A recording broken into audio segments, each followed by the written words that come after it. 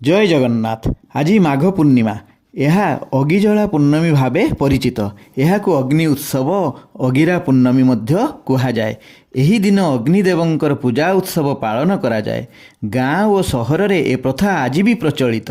कुटा को गदा करी सेथिरे अग्नि संयोग करा जाए। मंत्र पढ़ी अगि जली उठिबा सह नानादि भोग अर्पण करा जाए।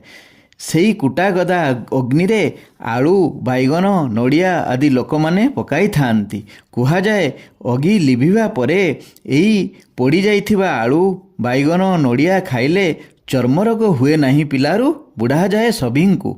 कुहा जाए अगि जलिला शीत टलिला। एई दिन ठारू शीत कमी कमी जाए। ओडिशार प्रत्येक गाँ सहर रे एही अग्नि उत्सव पालन करा जाए। एमिति सुंदर सुंदर तथ्य जानिबा पई चैनल टी को सब्सक्राइब करंतु। जगन्नाथ समस्तंकर मंगल करंतु। जय जगन्नाथ, जय जगन्नाथ, जय जय श्री जगन्नाथ।